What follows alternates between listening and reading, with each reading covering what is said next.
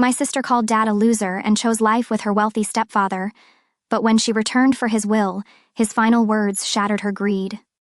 I'll never forget the moment Ashley called Dad a loser. It wasn't just the word, it was the way she said it. Like she really believed it, like she had been holding it in for months and finally decided to throw it in his face. "You're a loser, Dad," she said, standing in the middle of the living room. "You've wasted your whole life, and I'm not going to end up like you." The room fell silent. I was sitting on the couch, halfway through scrolling my phone, and froze in mid-swipe. Dad, sitting in his usual chair by the window, just stared at her for a second. I thought he was going to say something, defend himself, yell, anything, but he didn't. He just sat there, shoulders slumped, like someone had sucked the air out of him. Ashley didn't stop there. "Look at Roger," she said, her voice rising. "He's younger than you, but he's got his life together. A big house, a real job, vacations, all the things you'll never have." I wanted to say something, but my throat felt dry, like I'd swallowed sand. Dad wasn't perfect. Sure, he was 57 and worked long hours driving a van just to pay the bills. He wasn't rich like Roger, but he wasn't a failure either. He'd raised us after Mom left, and he'd done the best he could. That had to count for something, didn't it? Ashley obviously didn't think so. She turned and stormed upstairs, muttering that she wasn't staying in this miserable house anymore. Dad didn't move. He just stared at the floor, as if looking at me or saying anything would completely break him. I stayed quiet too, not knowing what to do. When Ashley came back downstairs, she had a duffel bag in one hand and her cell phone in the other. "I'm moving in with Mom and Roger," she announced. "At least they know how to live. You should have tried harder, Dad. You could have been somebody." Then she walked out the door, the sound of the screen slamming behind her echoing through the house. Dad didn't try to stop her. He didn't say a word. I sat there for a long time waiting for him to say something, but he didn't. Finally, I asked, "Are you all right?" He shook his head slowly. "She'll regret this one day," he said quietly, "when she realizes what really matters." I wasn't so sure. Ashley had a way of always landing on her feet. She made her choices and never looked back. Roger's house had everything she wanted: space, luxury, and the lifestyle she felt she deserved. It never mattered to her that it wasn't built on anything real. But Dad? He stayed up late that night, sitting in his chair by the window in the dark. I think he thought I had gone to bed, but I hadn't. I stood in the hall and watched him sitting there. Maybe he was waiting for Ashley to return, or maybe he was just trying to figure out what had gone so wrong. What we didn't know then was that Ashley wasn't done with us. Far from it. Ashley didn't call for weeks after she left. She did, however, post pictures on Instagram, of course. Her and Mom lounging by the pool, champagne glasses in hand, a picture of Roger's Tesla with the caption "Manifesting, my future," and a picture of her new room in their house, twice the size of mine, with its own bathroom. She looked thrilled. I tried not to let it bother me, but it did. Meanwhile, Dad wasn't doing so well. He was quiet most of the time and looked tired, a different kind of tired than I'd seen before. He started coughing a lot and complaining about how much his back hurt after long shifts. I told him he should see a doctor, but he brushed it off, saying it was just from sitting too much. One night, out of the blue, he said, "I need to talk to you about something important."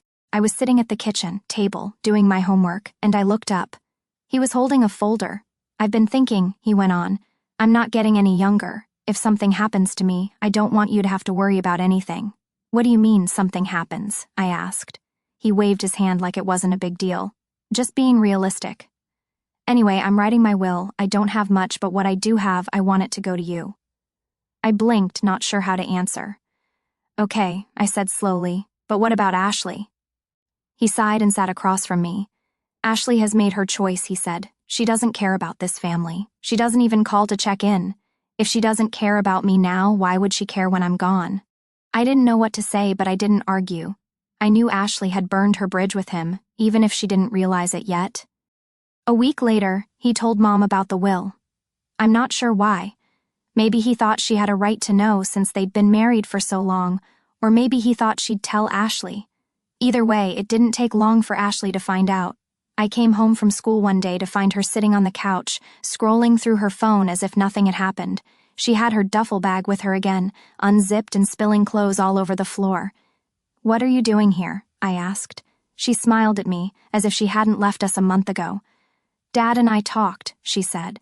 "I'm moving back in. That was news to me." I stared at her, trying to process what had just happened. "Why now?" I asked, not bothering to hide the suspicion in my voice. She shrugged. I just realized I should be here for him, you know? We're family. And then she paused, lowering her voice as if telling me a secret. You know about the will, right? There it was. She leaned forward, grinning. I mean, it's just smart. Why shouldn't I get my share? I'm the oldest after all. It's only fair. I didn't say anything. She thought I was on her side, but I wasn't. I wasn't supporting her little scheme, and I wasn't going to let her use Dad like that. Later that night, I told Dad everything she'd said. His face darkened. He didn't say much, but I could tell he was angry. She'll stay 5 days tops, he said, and then I'll make sure she knows exactly where she stands. What I didn't know was just how ugly those 5 days would be. From the moment Ashley moved back in, the house felt under siege. She didn't try to be subtle about her intentions. She acted as if her mere presence was a favor to Dad, as if she were a selfless daughter swooping in to help even though everyone knew why she was really there. She spent the first day redecorating the guest room, her old room before she decided Roger's mansion was better. She brought over new throw pillows, a vanity, and some expensive candles that she bragged were gifts from Mom. It was all for show.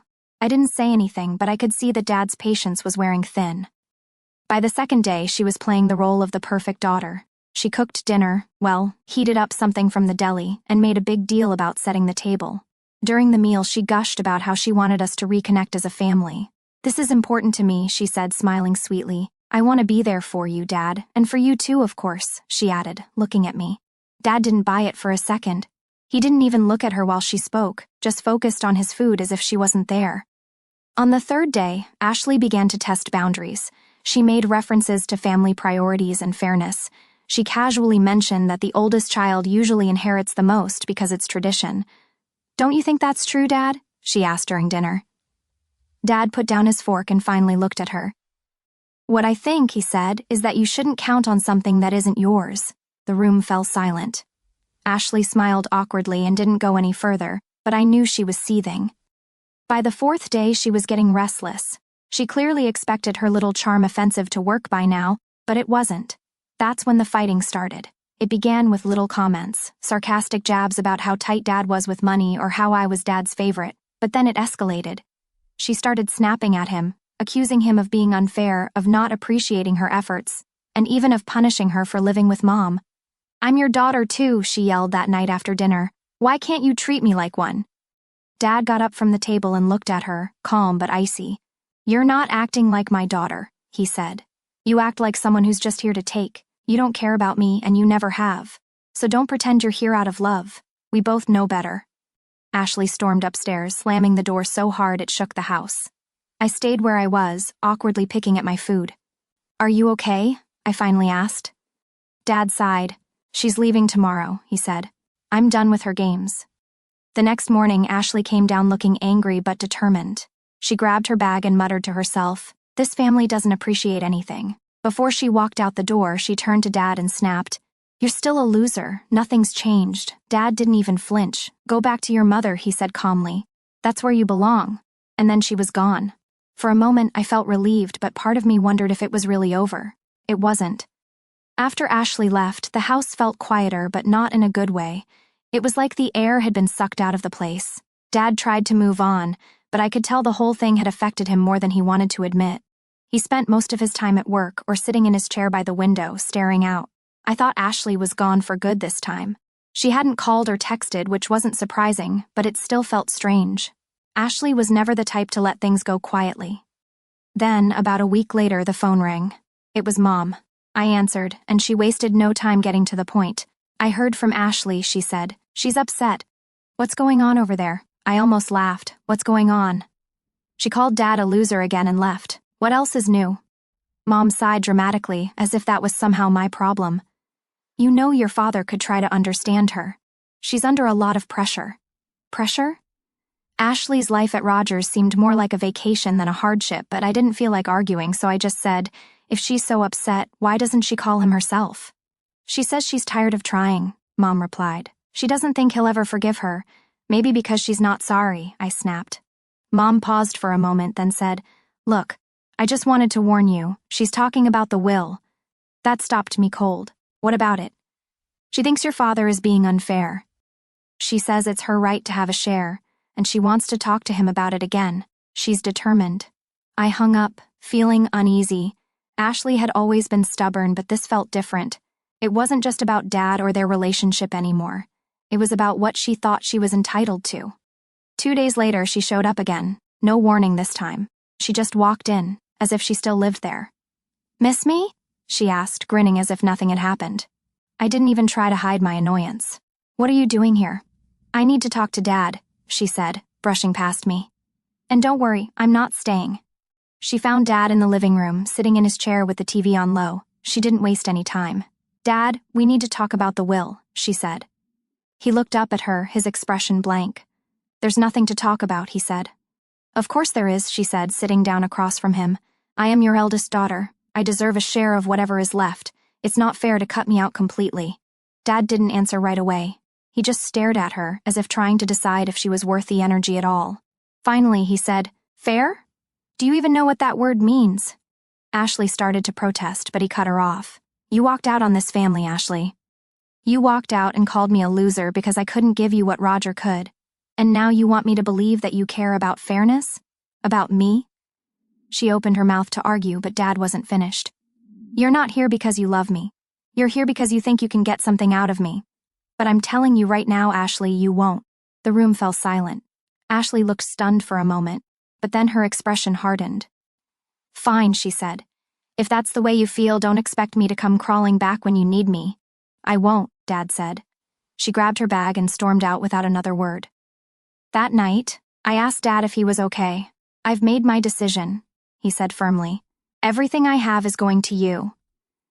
Ashley made her decision a long time ago. Now she has to live with it.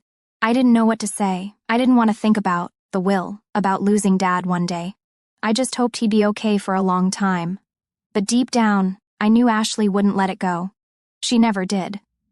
Life started to feel normal again after Ashley stormed out, or at least as normal as it could feel in our house. I went back to school, Dad went back to work, and we didn't talk about Ashley or the will.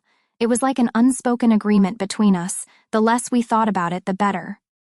Then, about 2 weeks later, something completely unexpected happened. It was a Friday night, and I was upstairs in my room, scrolling through my phone, when I heard the doorbell ring. I didn't think much of it at first, probably just a package or maybe one of Dad's friends dropping by, but then I heard voices downstairs, and something about the sound made me stop. I couldn't make out what was being said, but I knew something was wrong. I crept halfway down the stairs and stopped. Dad was standing by the front door, and next to him was a man I didn't recognize. He was tall, maybe in his mid-40s, with a sharp suit and an even sharper expression. He had a briefcase in one hand and a business card in the other. "I'm here on behalf of Roger Williams," the man said, his voice soft but cold. I felt my stomach drop. Why would Roger, Mom's perfect gym-going husband, send someone to our house? Dad took the card but didn't look at it. "What does he want?" he asked, his voice deep and measured. The man adjusted his tie, looking far too comfortable in our tiny, cluttered living room. "Mr. Williams thinks there's been a misunderstanding," he said. "He's concerned about your estate and how it's being handled.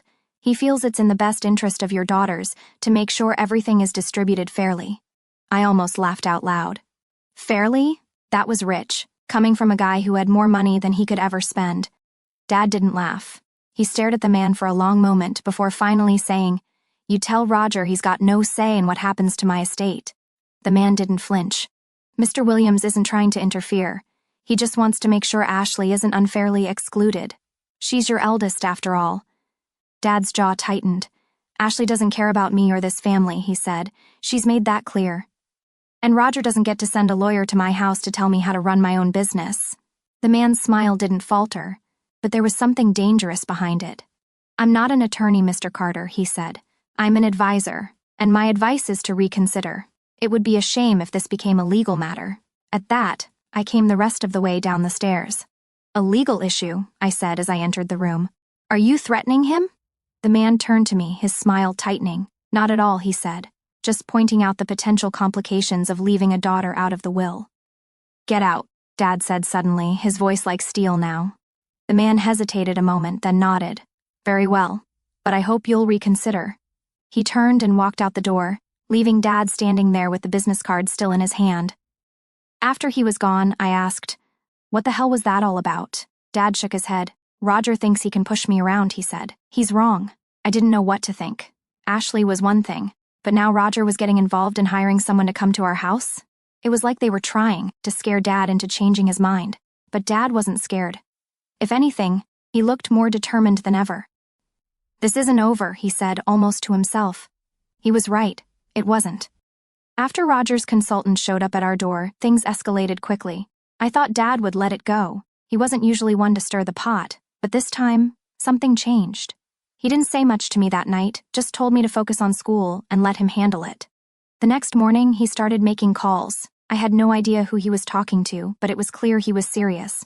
I picked up snippets of conversation, legal terms, names I didn't recognize, and phrases like "put an end to this nonsense." Dad was calm, but there was an edge to his voice I hadn't heard before. Later that week, he called me into the living room and said, "It's done." "What's done?" I asked.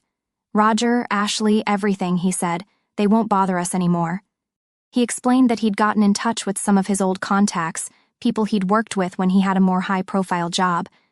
Apparently, Dad had a few cards up his sleeve that he hadn't bothered to use until now.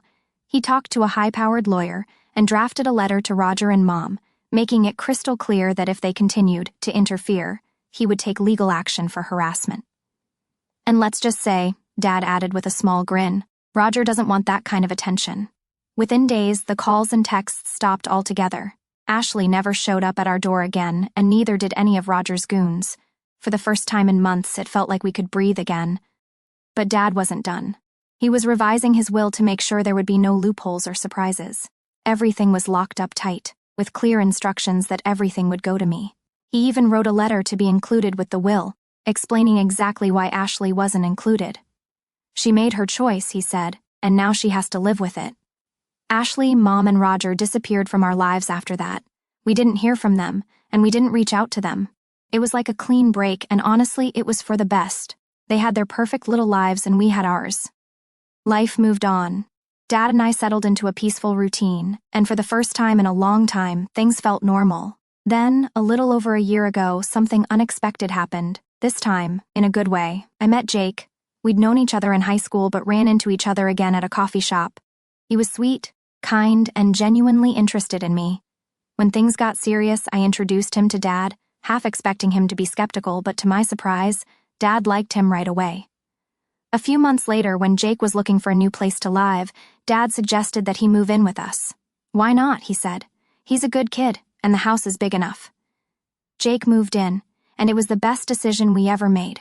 He's been such a big help, not just to me but to Dad. He helps around the house, runs errands, and even watches sports with Dad on Sundays. Dad seems happier now. He's still not in the best of health, but he's doing better. And for the first time in years, I feel like we're a real family again. As for Ashley, I have no idea what she's up to, and I don't want to know. She made her choice, and so did we. Life isn't perfect, but it's ours. And that's more than enough.